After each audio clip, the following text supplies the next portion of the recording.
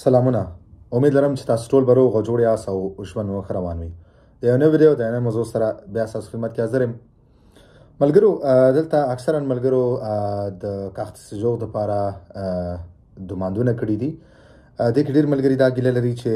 ډېر وخت وشو موږ دومان کړی، ماته رندیونه راځي. نو یو شی چې کوم ما نوټ کړی دی او اکثره ملګرو سره چې کله زه خبرې کوم دې اړه باندې، دوی خپل نمبر چې کوم ټلیفون موبایل نمبر یې دا یې بدل کړی. ملګرو، هر کله چې تاسو کاخت سجوغ دپاره دومان وکئ نو دوی تاسو ته بیا ویریفیکیشن دپاره ستاسو رندیو دپاره تاسو ته یو میسج رالیږي ستاسو نمبر باندې.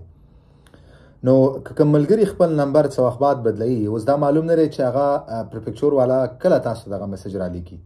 اوس دې کې اکثرا داسې ملګري چې دوی نمبر بند کی یا دوی نمبر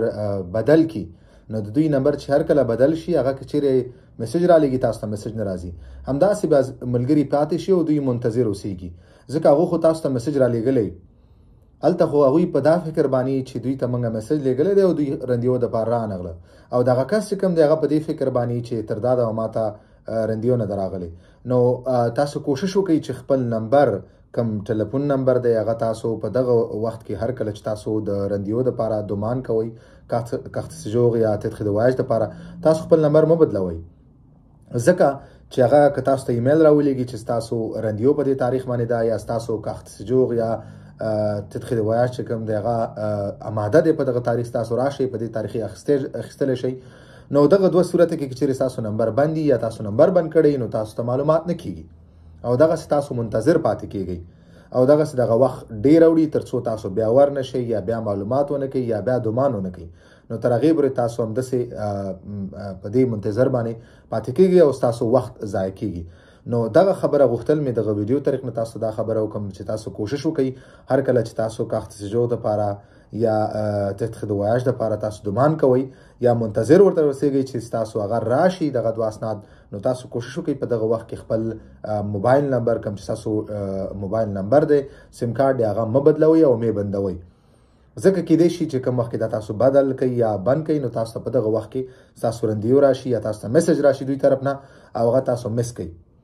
نو بیا تاسو منتظر پاتې کیږئ او تاسو وخت ضایع کیږي. نو دغه خبره په ذهن کې کیږدئ، دا د اکثر ملګرو دغه لامل کیږي چې دوی د ډېر وخته پورې منتظري د خپل کاخت سجوغ یا تدخل واج دپاره یا دوی رندیو دپاره منتظري. دوی نمبر هلته چې کوم نمبر ورکړی هغه نمبر څه وخت بعد دوی بند کی یا یې دوی بدل کی. نو دغه ټول کارونه د بې احتیاطۍ د وجې کیږي. تاسو دغه دې کې لږ احتیاط کوئ، تاسو کوشش وکئ چې نمبر مه بدلوئ تر څو چې تاسو جواب نه راغلی، تاسو ته رندیو نه راغلی، تر څو تاسو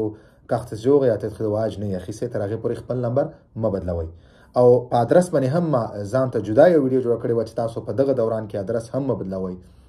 ځکه ډېرو ملګرو ته دوی ادرس بدل کړی او بیا د هر اداره کې چې دوی ثبت نام کړی، هر اداره نه چې دوی منتظري، که هغه پرفکچوري، که هغه اوپرایي او که هغه بله اداره نو دوی ته په هغه زوړ ادرس باندې خط لیږي او دغسې دوی جواب یا نور څه کوم چې ضروري خط یي هغه همدغسې پاتې کیږي. نو تاسو کوشش وکئ چې هر کله تاسو دغه څه دپاره دومان کړئ یا کاخت سجوغ دپاره یا تدخل واج دپاره، تاسو کوشش وکئ چې ما ادرس بدلوئ او ما خپل موبایل نمبر ټلیفون نمبر مه بدلوئ او ایمیل ادرس خو مغه چې کوم تاسو ورکړی هغه تاسو سره پاتې کیږي، هغه خو بدلیدلی نه شي، مغه تاسو سره یي په موبایل کې. نو کوشش وکئ چې دغه دوه شی نه چې ستاسو ادرس او ستاسو موبایل نمبر مه بدلوئ، ځکه تاسو به دغسې مشکلاتو سره نه مخکې کیږئ. ویډیو همدومره وه. که کوم ملګری پوښتنه لري تاسو خپله پوښتنه دلته کمنټ کولی شئ، انشاءالله په خپل وخت به زه ستاسو پوښتنو تاسو ته جواب در کوم په مخامخه.